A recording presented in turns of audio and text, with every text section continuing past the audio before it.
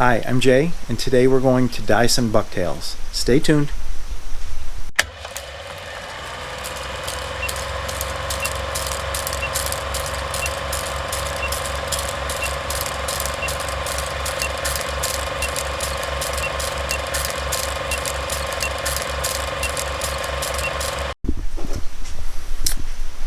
So, good morning. We got a very rainy, dreary Sunday morning. I'm out in the garage. I usually do this on the side burner of the barbecue grill with a little bit bigger pot, but today we're going to dye some bucktails. This video is step 3 in 3 videos that I'm going to do. We did part 2, which was our first video. No, it's a little bit confusing, but earlier this year I did video processing some bucktails. I'll put a link to that video down below, and for the most part the majority of those tails are going to stay just a plain natural white. That's a color we use in almost practically, I don't know, at least a third of the patterns that we tie. There's either brown, a natural brown, or there's white. The sandpike jig, I like using the natural brown and the white just for the sandpike by itself. It's a great jig, and that's what I'm using those tails a lot for. But today we're going to do some dyeing, but for today we're doing it on a much smaller scale because we're in the garage. I just have a regular small pot. This is about 1.5 gallons when it's filled up towards the rim. I have about 1 gallon of water in here now, and it's on just a regular camping burner, propane burner. Sometimes I use this when we're ice fishing in the shanty. If we're going to spend the day out and we're going to cook, we have some pots and whatnot. I got some old measuring spoons that I keep out here in the garage, my tongs, and an old wooden stir spoon. A metal stir spoon would work just as good. These are tools that I kind of pilfered from the wife's kitchen, and I keep them out in the garage just for this purpose. As you can see, this is an old pot. It's missing a handle on one side, but it'll serve our purpose. I'm going to connect the burner to the propane tank here, and that's what we'll use. Sometimes when I have to do it in the garage, if it's winter time and I have the heaters going on here in the garage, I'll use this type of camping stove. That is a 2-burner type stove. I can have a couple pots going at the same time. And then what we can use, you can use anything that you're familiar with. RIT is pretty easy to find and popular. You can find it in Walmart and Joann Fabrics and shops like that. The liquid RIT is nice and easy to use. Usually I buy the powder just because it's easier to store, takes up less space, and you get the same results between the powder and the liquid. It's just whatever you prefer. We are going to use some distilled vinegar for this. And then when I can get it, there's a couple fly shops that I can go to and actually pick the Veniard acid dyes off the shelf, which is nice because I can kind of look at them and see what I'm getting. Or you can order this online. And Veniard is what we used a lot when I was a kid, I remember. And this is an old sales guide, I guess, from Veniard. It's an English company, and this pamphlet is probably from the 80s. There's no date on it, but more than likely early 80s, maybe late 70s, I'm guessing.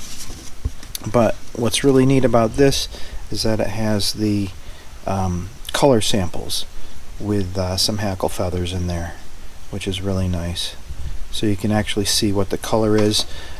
The main thing is we want an acid dye, or a dye that works well with wool and natural fibers, cotton, wool, etc.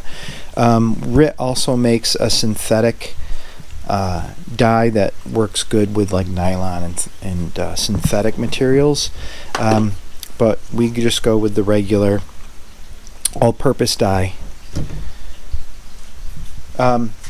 The other, I don't have a sample, but the other type of dye that we would use is the Jacquard acid dyes. It's another really good quality dye that you can find it, usually you find it at the fly shops. So Jacquard, Veniard, and you know, you can make do with RIT. RIT works pretty well. Nice thing about RIT is on their website, and I'll try to leave a link below, is they have color charts, so you can kind of pick a color and it will give you the recipe. I'll get the gas tank all connected. Basically what I'm going to do is I'm just gonna heat the water till it's just about boiling at a simmer, and then we'll turn the cameras back on. I'll show how we add the dye and the vinegar, and we're just going to go with the liquid RIT and the distilled vinegar. That's going to be our recipe for today. But like I said, I'm going to turn the cameras off, set up everything, and then we'll continue.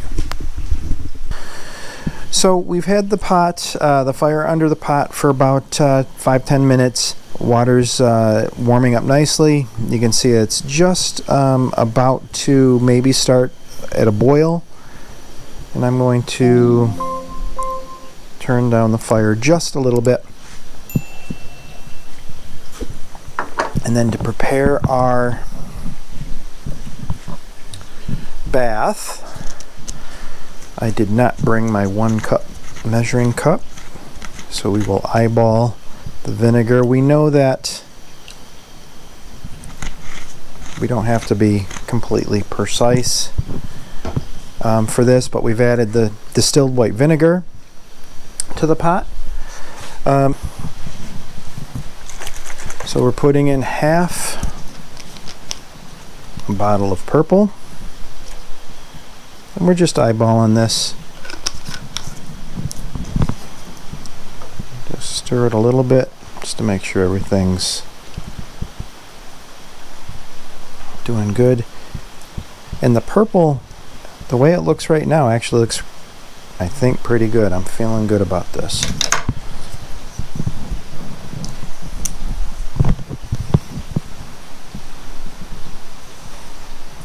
I see a little bit of bubbles starting shortly.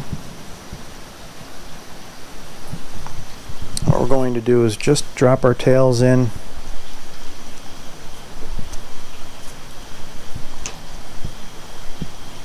They're a little stiff. It's kind of like spaghetti.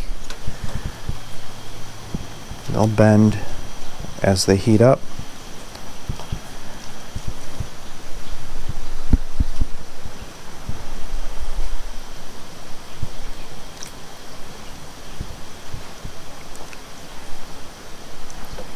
And that's all there is to it. We'll let these sit for about 15-20 minutes. I do keep an eye on the heat.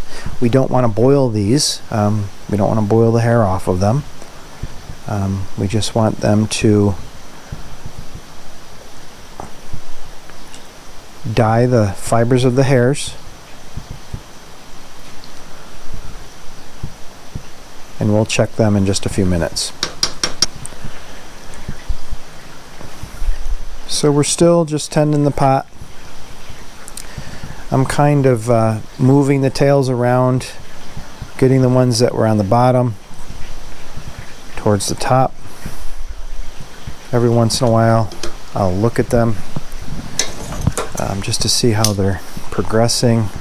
They're darkening up a little bit.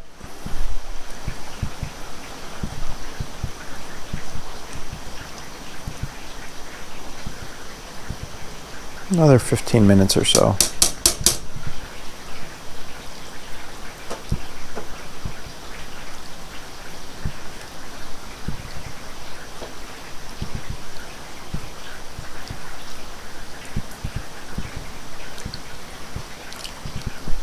Keep looking at that blue violet one, thinking that it's about done.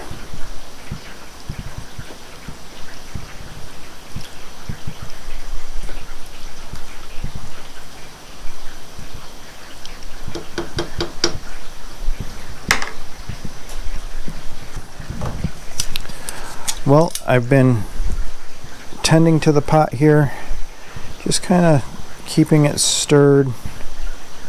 As you can see, that blue violet is taking a little bit of the purple. Still a little bit of a bluish tint. That was just a test. I wanted to see what would happen with it. The other tails are starting to take the color. This is a nice purple.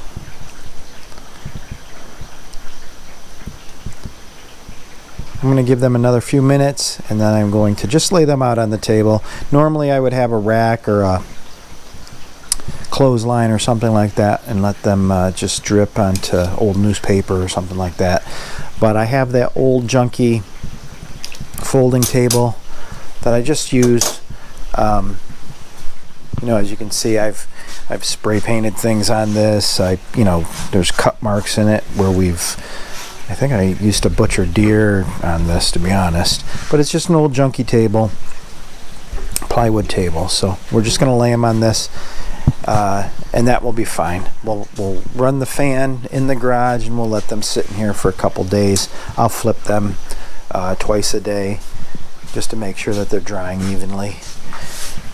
And a few more minutes, we'll turn the camera back on.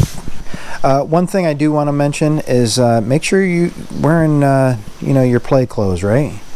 Your lawn mowing jeans and old sneakers, because I'm trying to be I'm trying to be careful a little bit. I have this board on top of my bench here to help take some of the mess, but as you can see, I got some drip marks. I'm using my table saw is my bench since we're sitting here in the garage. I got two perfectly good workbenches, but those are too fancy for what we're doing here, right? So yeah, you're gonna stain a little bit. I'm sure we'll get a couple drops on the floor, especially when we're taking the tails out of the pot.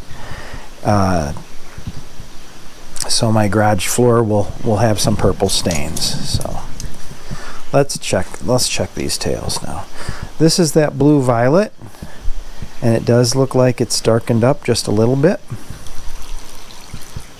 Oop, like I said, you're gonna make a mess.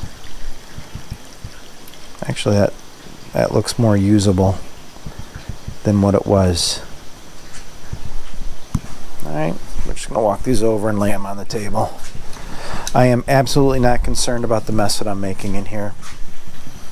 Also, normally we'd be doing this outside.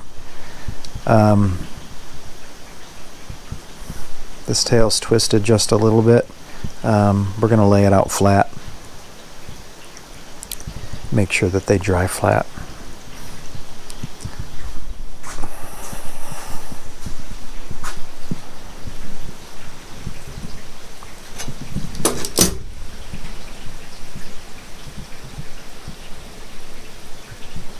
I'm going to put these down, skin facing down. That might help them dry flat.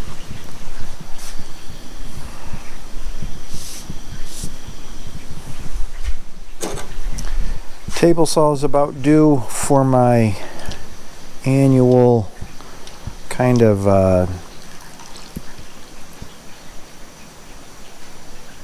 get the sandpaper out and put a nice coating of oil and lightly sand the top of my table saw.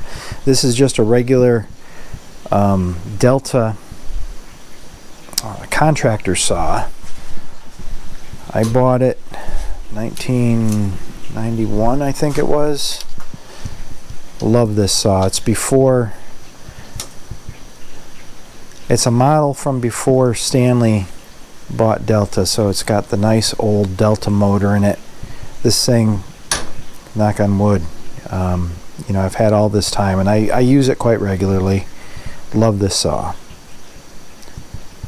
Good quality saw.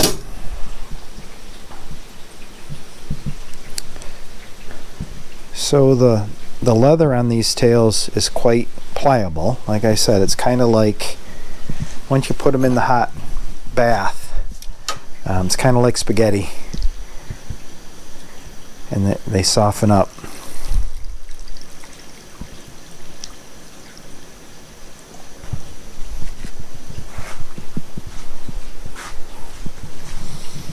Those are a little bit hot.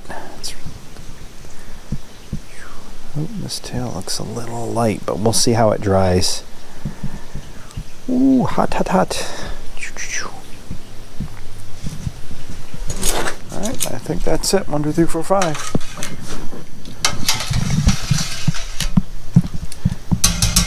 Very simple.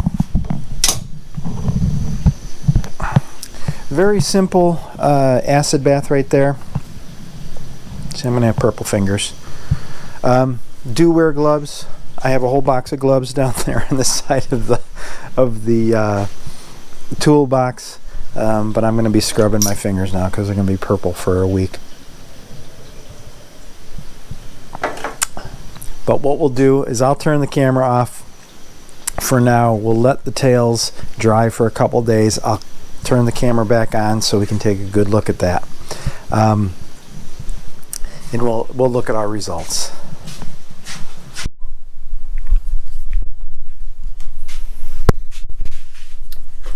So I'm back out in the garage. It's a couple days later. I just wanted to show everybody the results of the tails that we put through the dye. Hey, hi, kitty cat. I know. Go on.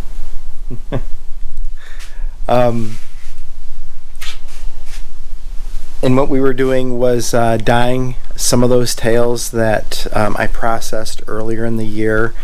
So what I was doing was a purple.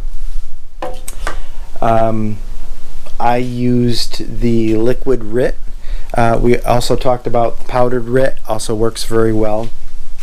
Veniard, Veniard. That's a company, that's a dye that you can find at a lot of fly shops, which is also very good for dyeing natural materials. The Jacquard acid dyes, another good choice for dyeing natural materials. But for what we were doing here in the garage, just the regular RIT with the distilled white vinegar as our acid solution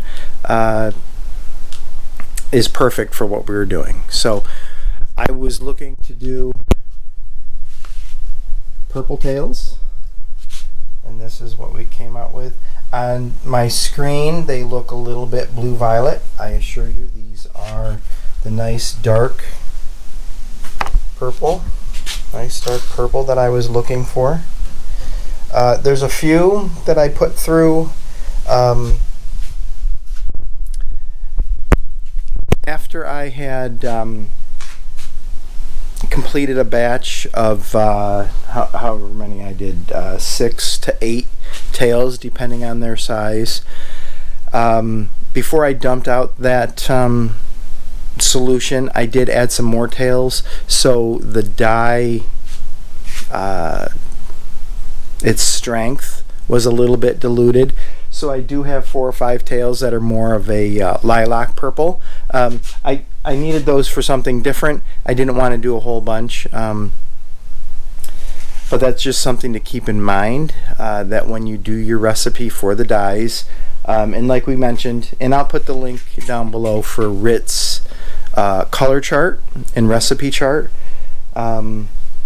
They give proportions for their recipes in terms of dyeing pair of shoes, dyeing a pair of gloves, dyeing something larger like a pair of pants, or even larger like a dress or a blanket, that type of thing. So you adjust your measurements depending on the size of the thing that you're going to dye. But I think that will do it for us today. Like I said, I did let these sit in the garage 2 or 3 days. I had the fan running, and it does get warm in here during the day because we're late summer, early fall.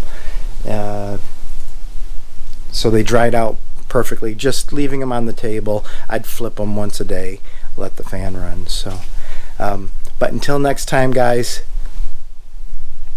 start preparing your tails for wintertime tying in tight lines.